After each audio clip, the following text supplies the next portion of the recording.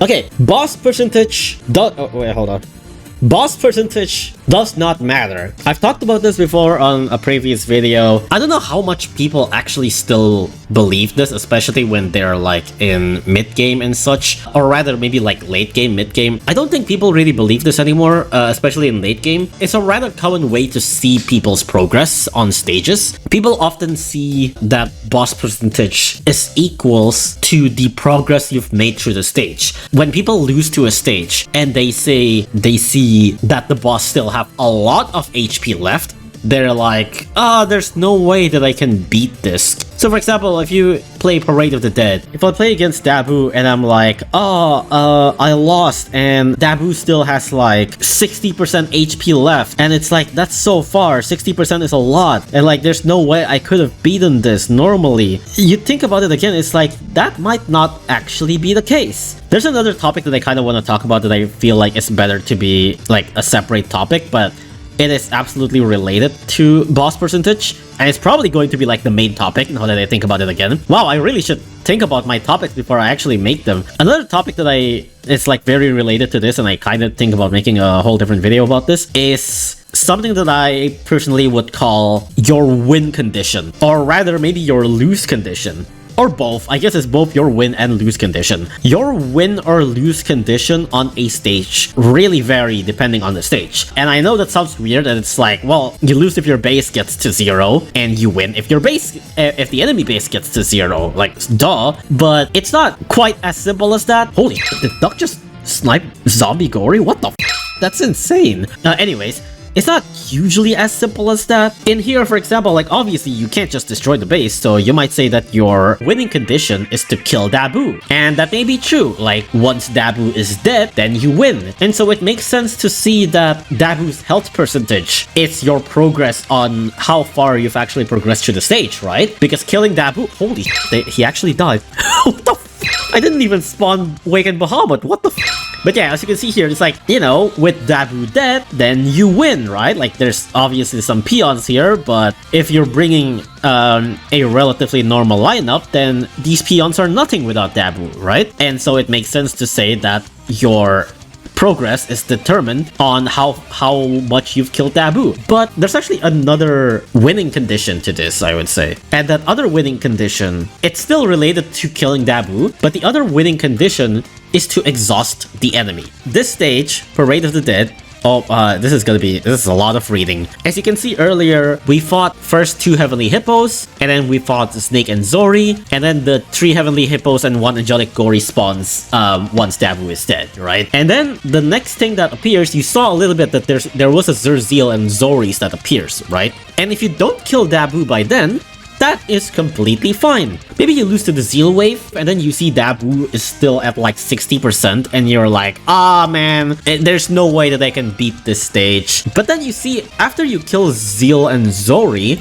the only thing left are, well, there's Infinite Gabriels and Heavenly Hippos, but these infinite enemies are significantly easier to deal with. Their delay is every 2 minutes. There's 2 Heavenly Hippos. Like, these 2 Heavenly Hippos appear every 2 minutes. And then there's like Gabriels and Snakes. Okay, there's also this one Infinite Zori, but it's just one Zori. Basically, they would alternate between the Angel waves and the Zombie wave for like basically around every minute. These waves are very easy to deal with, even with Dabu around. So once you've survived the Zeal wave, you kind of have already checked off one of your winning condition. And one of your winning condition is to just deal with the hard peons. Because now that you're done with the hard peons, the only peons left are easy, and you can chip down Dabu way easier during these period. And therefore, even if Dabu is at like 40% health, at like 50%, 60% health, or even at like 80% health or so, once you've beaten Zerzeal, that Dabu percentage doesn't matter as much as you think. Probably one of the better example for this is this, N1 Grand Prix. This is probably the best example of this. Alright, I'm just gonna open up a Wufa video. Oh, I'll come back with like U-Block Plus. But anyways, here's Wawa stage. If you're not too familiar with Wawa, King Wawa has 25 knockbacks, which is a lot. So a lot of the times, you're not gonna really be able to touch Wawa that much throughout the entire stage. So you can see here, the stage starts off with like a couple of doges, and then eventually there's this wave of Zangru. There's this Zangru and Scissorex, and once you beat those, it's like once you're fighting these guys, you generally have a hard time dealing with Wawa, depending on your Ubers. This is just an example. If you're maybe not using like an insane Uber that can really deal with Wawa, generally the kind of gameplay you're seeing is that you're just going to fight the peons while your units will struggle to hit Wawa. Again, not for everyone. If you have like D'Artagnan, if you have like Kai, if you have really strong Ubers that can instantly deal huge damage to Wawa using LD or Wave and such, then you can kill off Wawa pretty fast. Your winning condition would be to kill Wawa, because once Wawa is dead, dealing with all the peons is gonna be way easier. And now here, there's this SBK, and this SBK is very important. Why is this SBK very important in Wawa? Because this SBK is the last threatening peon to exist in Wawa. So you see here, Wufa is in like a very clutch place. His base is getting hit, his is getting rocked, but he beat the SBK, and therefore, he wins. He beats the SBK and he's able to push back Wawa, and that is his winning condition. Because once the SBK is down, there are no other threatening enemies. There's only like a couple of doges, but that's not something that you can't really deal with. You see the video link? This is where he beats the SBK, like in the middle of the video. And like throughout this entire part, it's just him beating down Wawa. Wawa is still alive after all that. Like, he still has a lot of health once SBK is dead. Wawa at this point probably has only been knocked back like a couple of times. Oh wait, did I say Scissorex? Oh my god. Wait, what's his name? What's the alien kangaroo name? Scissoroo. Oh my god, it's close, okay? It's close. Dementia strikes again.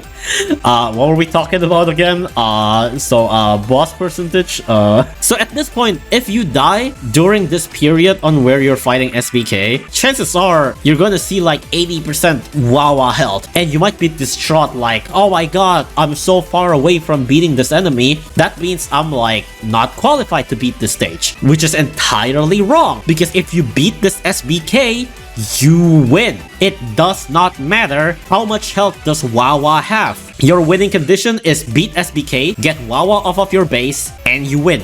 That sniper shot. This sniper shot right here.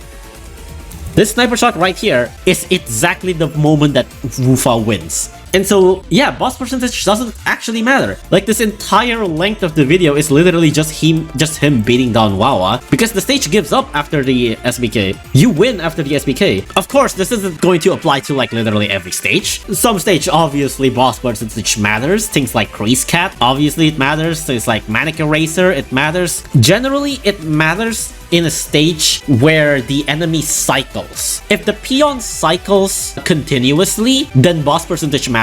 So here's another like comparison. Heavenly Tower Floor 30.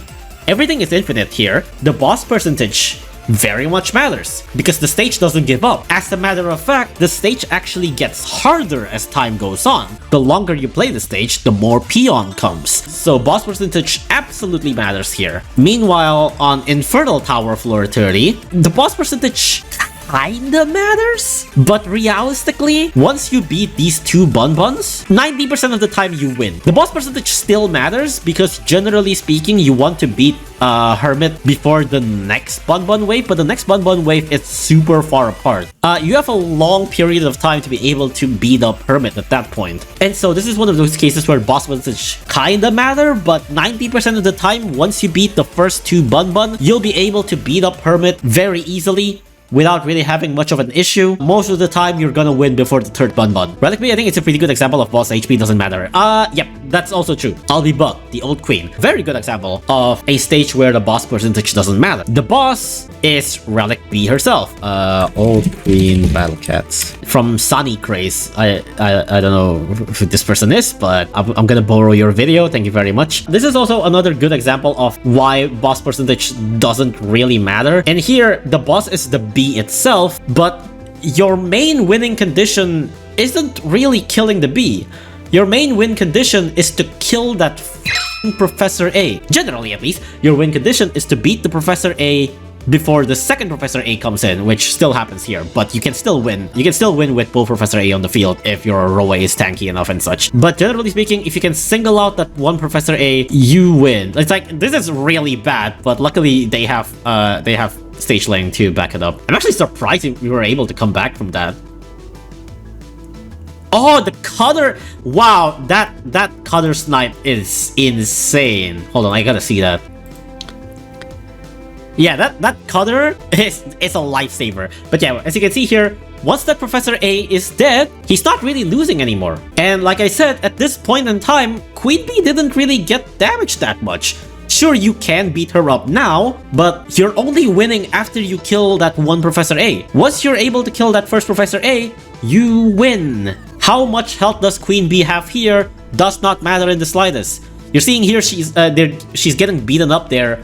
I guess another thing that I should probably also preface is that it's not necessarily stage-based, if that makes sense. Okay, I don't know how to explain this without thinking of this good stage. No, I got it. Floor 39. Floor 39 of Heavenly Tower. I think that's a good example. Heavenly Tower Floor 39 is an example where boss percentage might matter, but it depends on how you approach the stage. There are several ways to do Heavenly Tower Floor 39. This is probably one of the most common strat for Floor 39, which is that you kind of just spam fast units and you hope that Elder Slot dies. Hopefully you can kill the Elder Slot before Mina hits your base, and once Elder Slot dies, then you hope that Taki and Mole dies, and then you hope that they don't push, and you just hope that you can kill all of the peons, or at least most of the peons before Mina hits the base.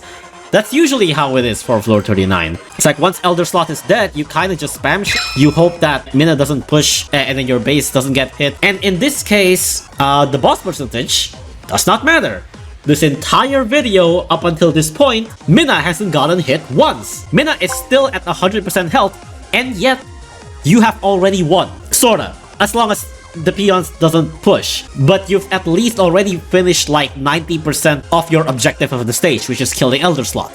The Cat Cannon has hit her. Okay, she's at 99% health. However, you can choose to also try to rush Floor 39. I don't know if anyone has made a video of it. Really? Nobody does rush strat? Because that's I did that and it works. Okay, I'm just gonna explain then. This is Infernal Tower, this is not Heavenly Tower, but there's kind of like a similar strat to this, which is that you want to lure the enemies, and then you do like a fast rush to kill Mina as soon as possible. But if you lure the enemy, Mina will hit your base, and therefore you are in a race against the clock. You have to kill Mina before Mina kills your base. And because of that, since you are against the clock, that means boss percentage matters. Because how fast did you rush Mina actually matters. If you couldn't rush Mina's fast and she's at like 90% health when you're trying to do rush strat, chances are you might not be able to do the rush strat, or maybe you're doing something massively wrong. The boss percentage actually does matter in this case. So it doesn't depend on the stage, it also depends on how you tackle that stage. But absolutely not all the time, boss percentage doesn't always matter. That's basically the main takeaway. Jump scare, yeah, that Hitman really just appeared out of nowhere.